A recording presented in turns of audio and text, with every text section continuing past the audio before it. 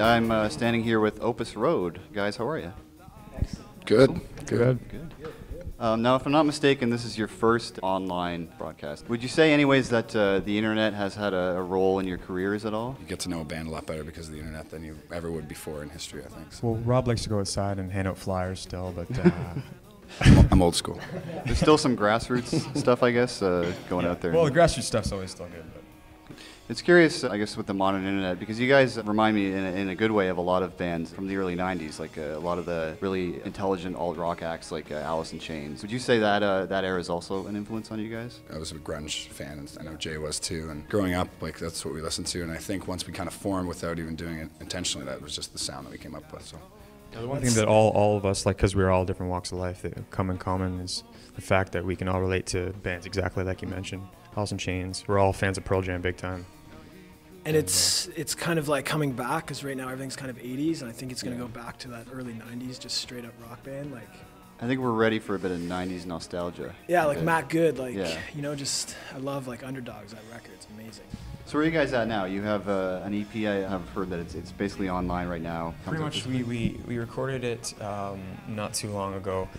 Pretty much Christmas time we released it this past year. We had to do a few things that, you know, remixing, remastering until we were actually comfortable with it. It's just a matter of we don't want to release anything that we're not 100% happy with. So. Can you tell me a bit about the album art? I really loved it. It was like a. It's all JP. Yeah, it was the poster that we had to, I think it was for a show that never happened actually last year. It was the Scene Fest. What show was that? It was the Scene Fest last year, but something happened, we couldn't do it, so we just took the art for the poster and just kind of made our CD art out of it. And ended up working pretty good, I think. I don't know, everybody's happy with it. Plan for the future. What are your ideal plans? We're releasing our first single. We just got our first tour booked. We've got a lot of shows this month. Like, we're just trying to just keep as busy as possible. And like, at least once it goes out, we'll know if people don't like it or they either like it or hate it. At least we'll know, and then we can move on from there. So we've just kind of been waiting. Just waiting to take off. We're in the midst of like a lot of, you know, just like anybody growing, just like certain growing pains, figuring out what kind of feel we're going to have, and then kind of maybe our goal down the road is just to kind of, you know, grow that in a successful way. You've got a festival coming up next week. Can you tell us briefly about that? We're asked to join a festival called the Queen West Music Fest, otherwise known as, I believe Jay was saying, Queen West Music Fest as well. I think it has maybe 2 names. I'm not 100% sure. But there's some great acts. Help me out. Clifton David. Yeah, our friend Clifton David's playing. He's an amazing guitar player. Chris Cadell.